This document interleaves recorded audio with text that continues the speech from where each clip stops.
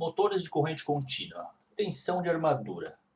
Ao invés de girar o condutor, podemos girar o campo magnético. Vimos ali em um dos vídeos anteriores que um condutor tem que estar se movendo dentro de um campo magnético para ter a tensão induzida. Mas nós podemos deixar o condutor fixo e girar o campo magnético. E é isso de fato que acontece dentro da máquina. Dentro da máquina você vai ter um campo girante e o condutor está estacionado, está parado. A tensão induzida neste caso vai ser dada por esta equação aqui. E T é igual a 2 vezes o campo magnético, que agora é girante, dependente de θ, comprimento do condutor, velocidade mecânica e o raio da máquina. O campo magnético é dependente do θ. De fato, é um campo magnético girante. Se nós pensarmos aqui num plano XY, nós temos um vetor, esse vetor está girando sempre em função do ângulo em relação ali ao eixo X. Nesta equação temos, portanto, que L é o comprimento do condutor, ômega-m é a velocidade mecânica, R é o raio da armadura, e o subscrito T significa terminal, ou seja, essa daqui é a tensão terminal de armadura, e o 2 que aparece na equação é devido ao condutor ir e voltar. Se a gente for pensar num enrolamento, o condutor vai e ele volta. Portanto, a gente tem que considerar duas vezes nesta equação. O valor médio da tensão induzida é dada por esta equação. É a mesma equação que a anterior, portanto aqui nós temos um valor médio. Esta barra em cima significa valor médio. O valor médio da tensão é igual à equação utilizando o valor médio aqui do campo magnético. Nós temos ainda que este φ maiúsculo é o fluxo por polo, A é a área por polo, e a área por polo é dado por 2π vezes R vezes L sobre polo. E substituindo isso nas equações anteriores, nós temos que o campo magnético médio é dado por fluxo sobre área, que é esta equação, e substituindo isso na equação da tensão terminal média, nós temos que a tensão terminal média é esta equação aqui, fluxo vezes polos dividido por π vezes a velocidade mecânica. Temos ainda que N é o número de espiras, voltas do enrolamento de armadura, ou seja, o enrolamento ele não simplesmente vai e volta, ele dá várias voltas lá na armadura, semelhante ao primário do transformador. Você pode ir com o condutor e voltar, seria uma volta apenas, mas a gente pode dar várias voltas e aí sim voltar. Portanto, o N vai ser o número de espiras do enrolamento de armadura, o A minúsculo é o número de fios em paralelo. Isso daqui é muito utilizado na construção de máquinas e transformadores. Ver se eu consigo fazer uma representação simplificada.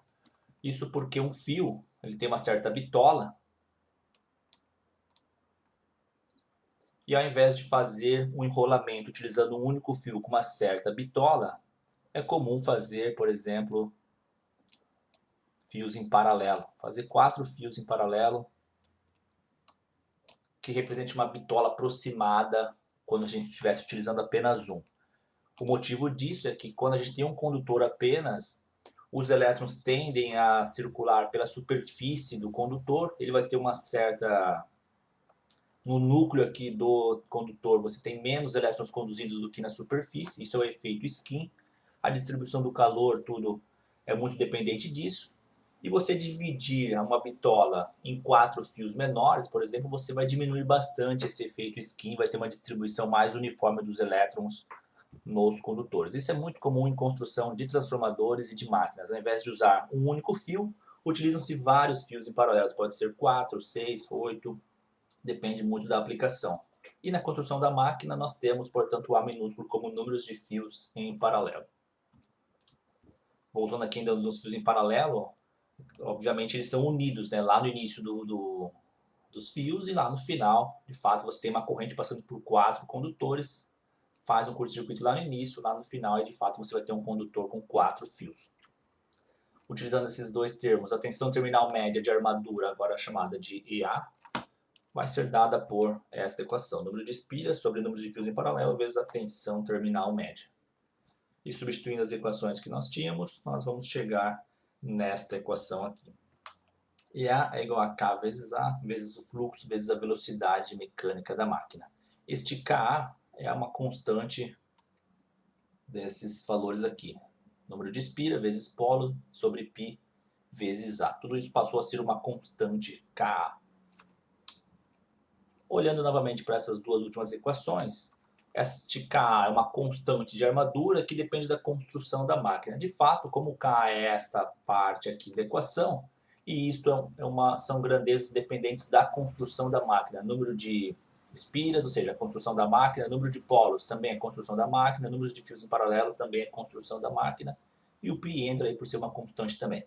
Ka é uma constante que depende da construção da máquina. Se a gente estivesse pensando em controle, neste ponto da equação, a gente pouco vai poder fazer em relação ao controle de velocidade da máquina, pois essa constante é dependente da construção da máquina. A máquina está construída, essa constante é fixa, não tem mais o que fazer com ela. A expressão EA acima independe se a máquina está operando como gerador ou como motor. Essa equação, portanto, é válida tanto para a máquina de corrente contínua operando como motor, quanto para gerador. Caso esteja como gerador, a tensão EA é conhecida como tensão gerada. Se a máquina está operando como gerador, ou seja, alguém lá está girando o eixo, produzindo um torque a uma certa velocidade, nós temos que a tensão EA é a tensão gerada. Por outro lado, se nós estamos aplicando tensão e corrente na máquina, essa tensão EA é conhecida como força contra-eletromotriz. Mais adiante, quando a gente vê o circuito interno da máquina de corrente contínua, isso vai ficar mais evidente também, a força aqui contra-eletromotriz. E antes de encerrar o vídeo, eu reforço que esta equação ela tem uma grande importância. Ela nos diz aqui que a tensão de armadura é igual a constante, que depende da construção da máquina, vezes o fluxo que está dentro da máquina, ou seja, a máquina tem um certo fluxo de campo magnético, e velocidade mecânica. Novamente, a gente pode concluir já que para controlar a velocidade mecânica, a gente pode mexer na tensão de armadura ou no fluxo, né? É uma das opções que a gente vai ver mais adiante. Mas fica em destaque esta equação aqui. Ela vai voltar nos próximos vídeos. Aqui termina este vídeo.